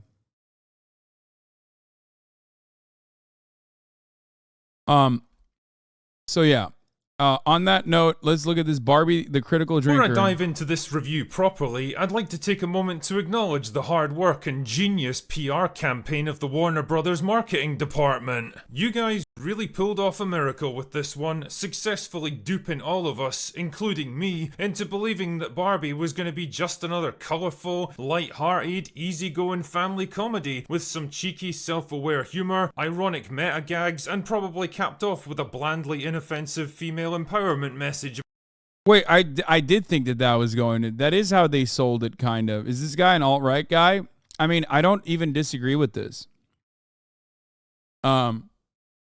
He sounds like he's seething way too much, though. I don't know why, but it's not wrong. This part of it is not wrong. That's what it was supposed to... I think a lot of people that go into this movie are going to think that that is the case, and then they're going to come out thinking, oh, that wasn't the case. And you will like it, though. I don't think you'll hate it. But yeah, that was definitely the marketing. I stopped watching because he's pretty reactionary. I mean, he sounds like he's white-knuckling his way through this fucking sequence. Like, he literally sounds like he's talking like this. Oh my God. Oh my fucking Lord. I don't understand it. Why the fuck did they make this goddamn movie? It's ruining pre-existing social hierarchies that I appreciate. Fuck. Calm down. About girls learning the value of their own potential. What none of us expected was 114 minutes of spiteful, bitter, mean... Oh God, these guys are... Oh, you're a fucking freak. Okay, I love this. I am going to shit on the best ending explained by this reviewer. I am going to shit on all of the right-wing reviews of this movie because, like, on the one hand... yes, it is a capitalist product sale that's being wrapped up in like a feel-good message overall, or maybe even doing some societal criticism. It still is a fun fucking movie. It's not ruining Western civilization. You're a fucking idiot if you think that. God damn it, I hate these fucking snowflakes. Just enjoy the goddamn toy movie, you fucking dumbass. Holy moly, Jesus Christ. Spirited, borderline unhinged hatred of men and everything even vaguely associated with them. Barbie is like the deformed, mutated rage child of Captain Marvel, Ghostbusters 2016, and She-Hulk. Okay, these guys are so stupid. And all of these right-wingers and their criticisms of this movie is so fucking dumb. Especially because, like, they're pointing to like actually bad movies that are unwatchable and have been box office fucking failures with the hopes that like people will receive the Barbie movie in a similar capacity when that has demonstrably been a failure. That's not what has happened. And the reason why it didn't happen is because ultimately those movies were bad. That TV show was horrible.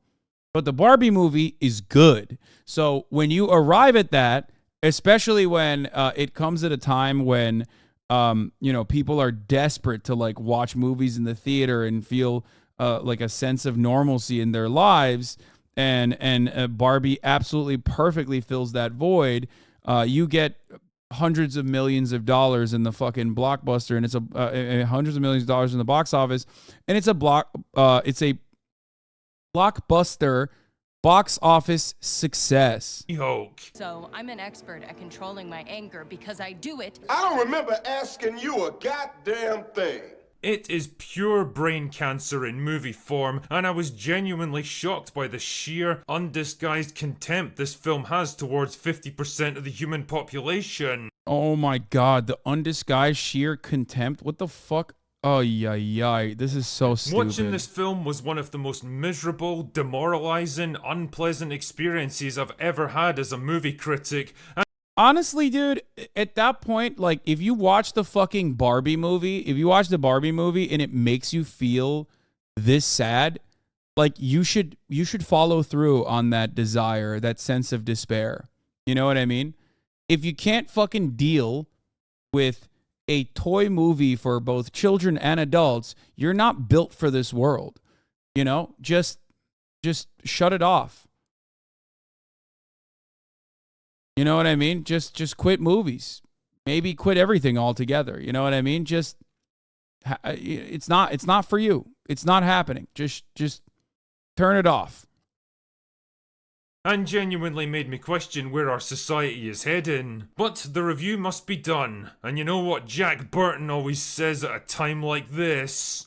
Old Jack always says, what the hell?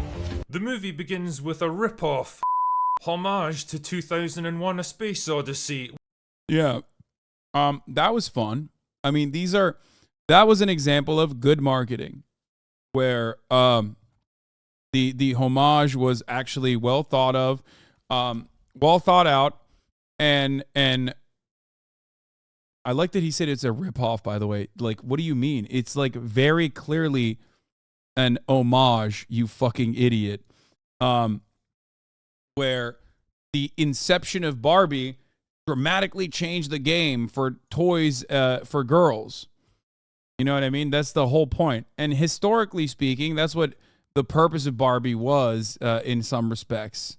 Where little girls discover Barbie for the first time and gleefully cast off their boring and oppressive baby dolls in an orgy of violence and destruction. And if the visual metaphor of little girls happily destroying the embodiment of motherhood to focus their lives instead on a shallow and materialistic piece of consumerist trash is lost on you, then I don't know what to say, man, but you're probably the target audience for this movie. Anyway, the film explains that all the Barbie and Ken dolls live together in Barbie Land, a kind of magical counterpart to the real world, which is portrayed as a peaceful feminist utopia where all the important jobs are done by the Barbies and the Kens just kind of exist. They've got no inherent value, they contribute nothing, they have no power or say in how their society is run, and they're basically looked down on as a bit silly and irrelevant by the Barbies. Oh my goodness. Even that part is not necessarily true. That's just insecurity. Like I briefly explained, no, it's not even a so how you treat woman moment, chat. That's not even correct. In the matriarchal structure that they have, Kens just kind of exist, but serve no real purpose, which is a criticism of like, you know, the way that the toy has been structured and marketed in general. But you have to be like incredibly insecure to look at this and go, wow, it's really fucked up how they're mistreating these toys, okay, in this made-up universe, which plays a role in the entire sequence of events.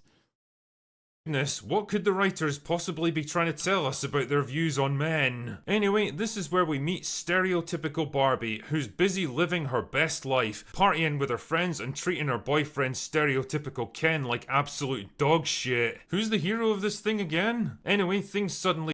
Wait, what? He's mad that the Kens are not the hero in the fucking Barbie movie?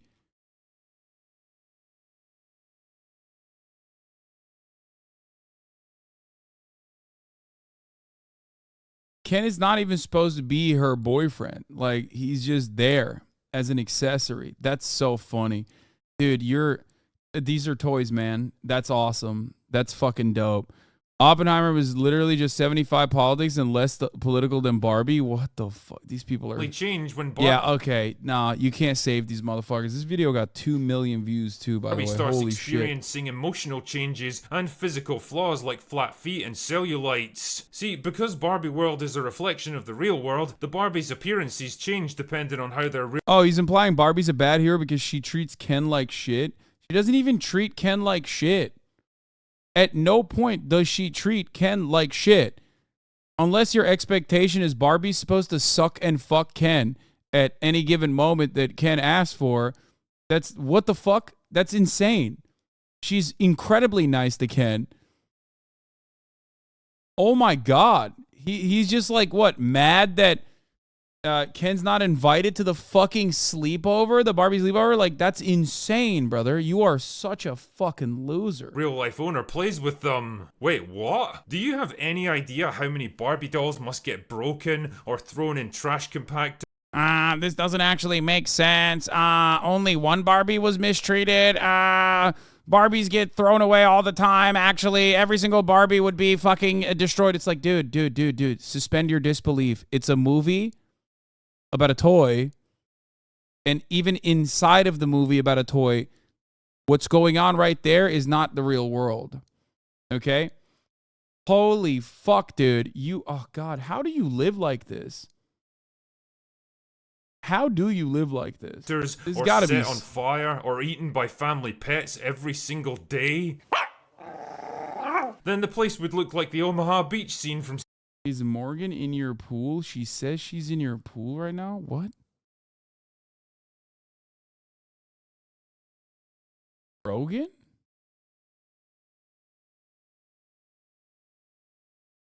You need medication? What's going on?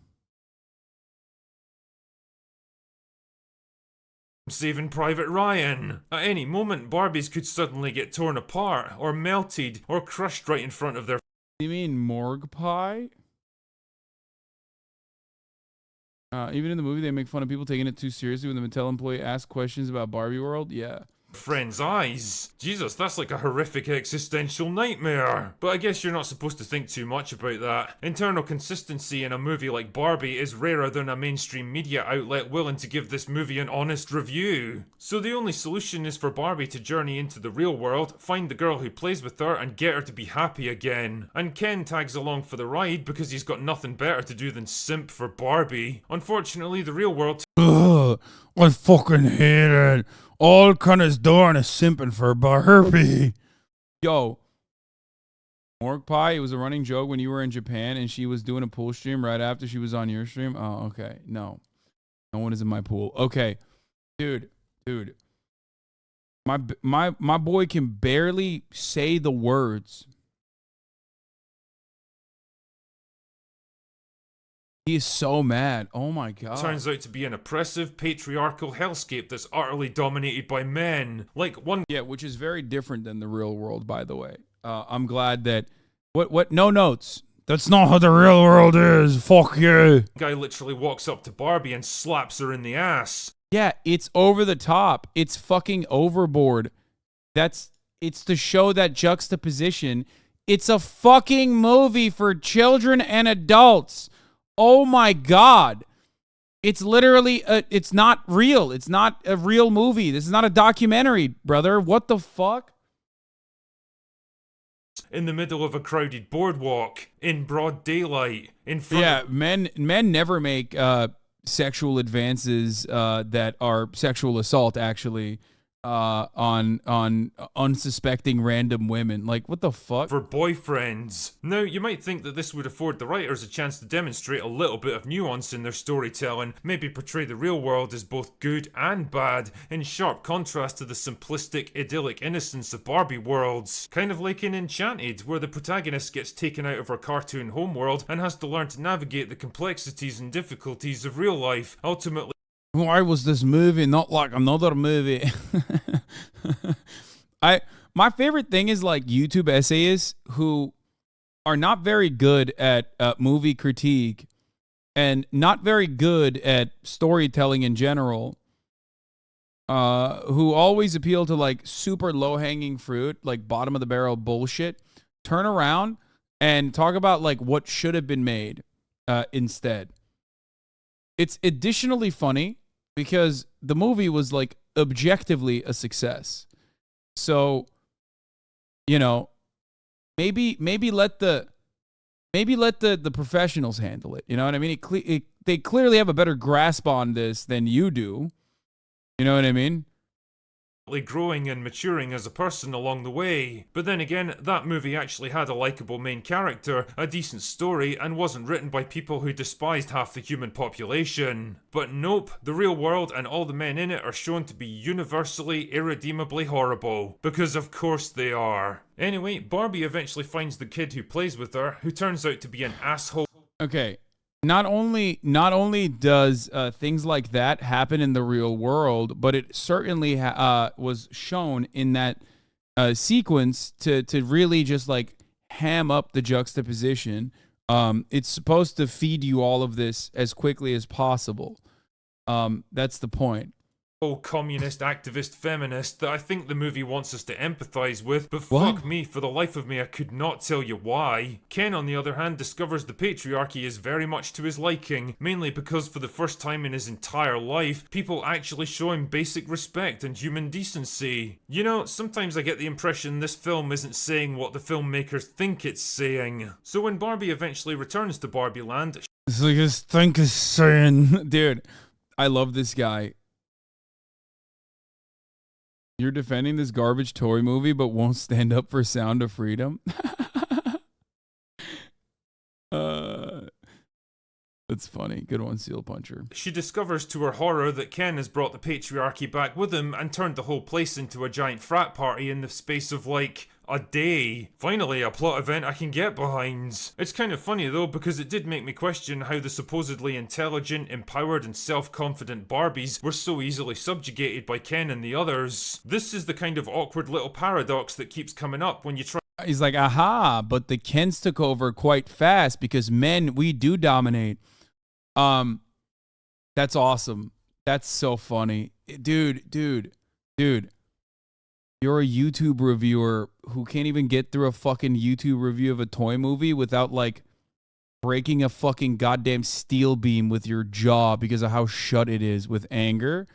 You are not like the dominant alpha dog man, okay? I'm gonna be honest with you. If I could hear your teeth gritting over here, you're grinding. It's probably not good. And also,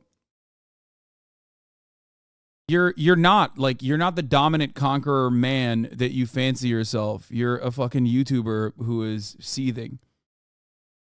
It's really sad. In a really sad way, actually. Try to constantly portray women as strong, empowered, infallible, kick-ass girl bosses who can do anything and beat anyone, but you also need them to be helpless, oppressed victims of male domination. You can't have your cake and eat it. Not to worry though, because Barbie uses her newfound powers of feminism to free the other Barbies from the evil Ken's oppression, and because they're all dumb as fuck, she's able to trick them into fighting each other until eventually they just give up and surrender.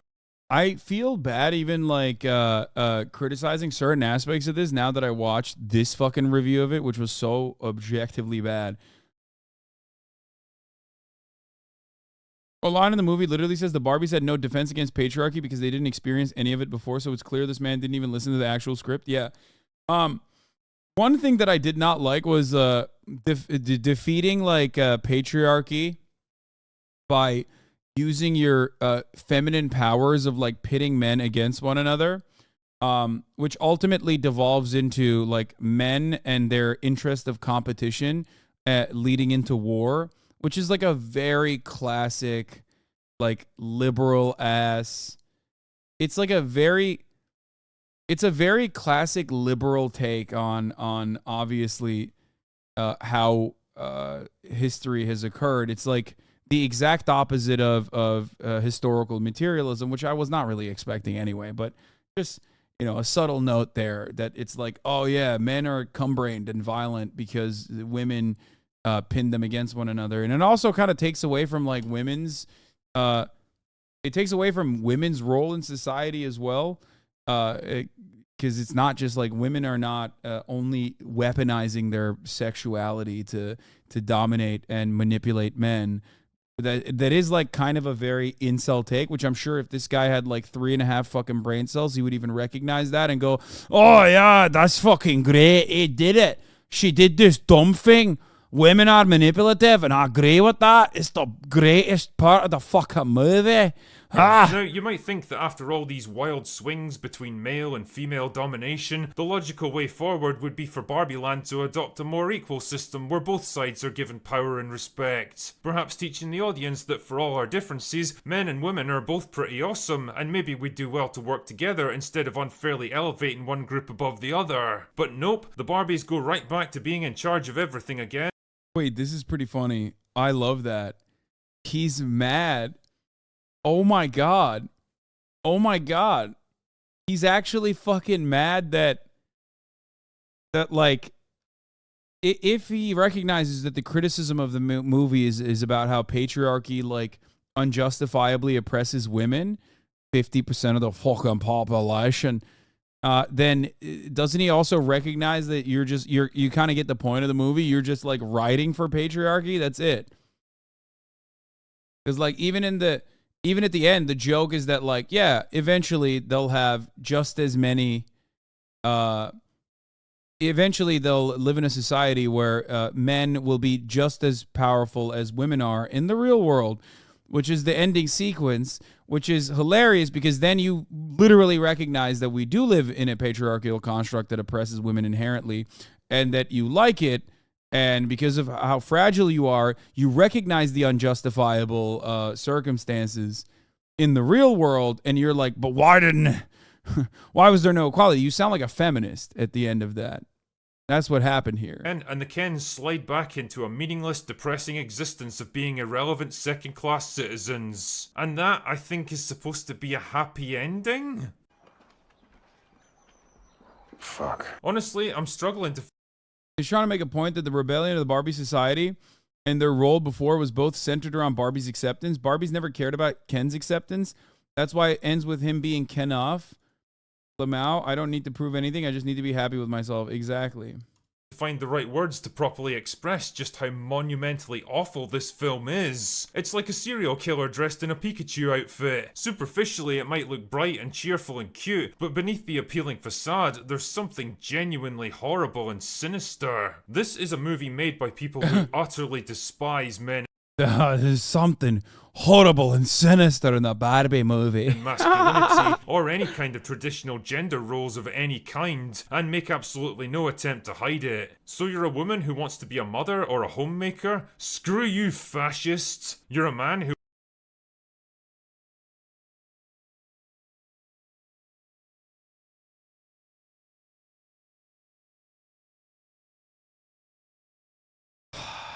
I don't think he watched the movie. I think he didn't watch the movie. I think he just like saw other reviewers of the movie and just basically repeated their reviews. Like no way, right? There's like only one of these incels actually watched the movie. They made like some plot points and now everyone else is playing a game of telephone off of that person's work.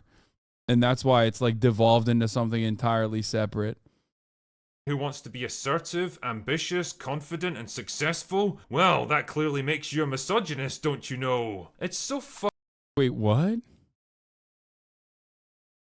There's no way he's looking at the situation. There's no way he's looking at the situation in the toy movie where the toy Ken sees patriarchy and thinks it's like super cool because there's like a lot of aspects that are highlighted, like material possessions that are highlighted within it, whether it be horses or big trucks, things that he enjoys, and attributing all of that to the patriarchy and wanting to instill it in the Barbie universe because he thinks that was all they're ever going to. That's all they're going to get more of that. And then, even though the horses were cute, yes, I did love the horses.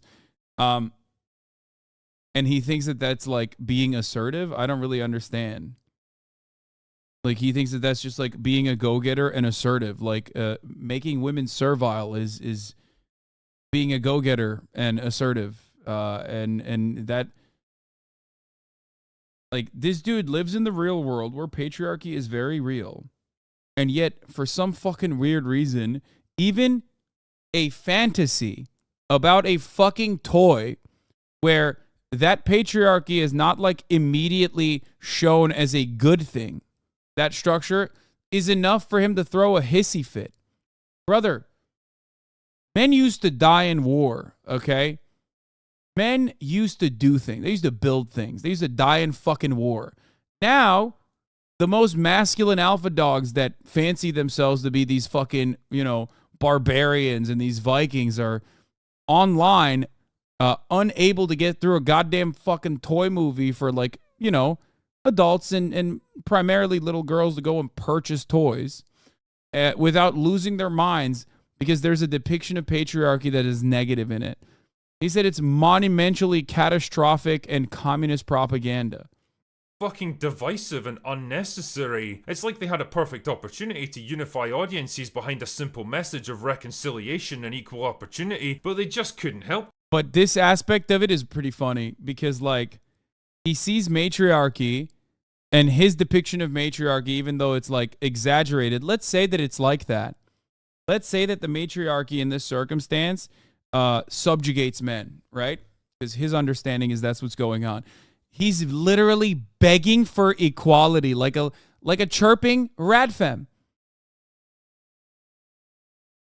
And it's not the real world that made you feel this way. It's a fucking toy movie that made you feel this way. I love that. There's nothing funnier than this. He's like, oh, I'm a feminist now. Oh, what the fuck? This movie. I just want equality. I don't like it. It's divisive. Themselves. They were so filled with rage and hatred and bitterness that it just had to come spewing out onto the screen. As far as this film's concerned, women are simply amazing, and men and everything they do are utterly irredeemably shit. They might be grudgingly tolerated provided they play by the rules, but they have no inherent value and can never be trusted with any kind of power or responsibility. And the only way to guarantee a peaceful and harmonious society is for women to be put in charge of everything and men to be docile, powerless servants who exist only to please them. Not a great plan. What? Wait, that's not what happened in the movie. That's not even what happened in the beginning sequence where like men weren't servile in the same way that like the Barbies were under patriarchy. And that's not what happened in the ending either. And the ending is also a joke about how like patriarchy still very much exists in the real world. And therefore like a feminist movement or a meninist movement in the movie will give men the rights and responsibilities that women currently hold in the real world. So only and only would you get mad at that if you literally look and correctly analyze the current unjustifiable structure in a patriarchal society and think it's really fucking good and should be that way. That's the only way that you would get mad at this movie. Which is probably what's going on, I think. That's what he is. What an inspiring message for impressionable young girls. The thing is, none of this would have been quite so insidious if the marketing hadn't done everything in its power to keep it a secret. I mean, for all their faults, She-Hulk, Ghostbusters 2016 and Captain Marvel all wore their feminist hearts on their sleeves. You knew exactly what you were getting into when you went to see them. But Barbie really is a wolf in sheep's clothing, tricking people into watching it by promising one thing and yeah, the entire ending sequence is about Ken finding his own value without having it be related to Barbie. Like that's the purpose. The main purpose of Ken is to just exist in a universe with his own set of values and standards and goals and aspirations. Because previously, the way that it was designed was not that he was servile, but he certainly was like constantly looking for validation from Barbie. He wanted that barbussy. Also, it's not a fucking Ken movie, it's a Barbie movie. What the fuck? This dude is like watching the Powerpuff Girls and getting mad about how feminist it is and how Mojo Jojo isn't like the good guy in the movie. It's like weird. or the scientist dad is not the good guy and not more prominently fucking featured. Very odd. And delivering something very different. And I guess that's the thing that really struck me about this film. A lot of parents will have been duped into taking their daughters along to watch this movie, probably expecting the kind of breezy, colourful, family-friendly movie that was advertised, only to find themselves confronted with this spiteful, bitter, mean-spirited pile of misandrous dog shit instead. Misandrous. And I can't help but wonder how many future... Yeah, dude. Misandry is when women leave men alone. Then, I mean, that's pretty solid. You know what I mean? Because, you could have made a criticism about the lack of imagination, about a matriarchal structure not actually having any serious societal ills upon the men beyond just simply looking for validation and seeking validation and existing only to have Barbies pay attention to them.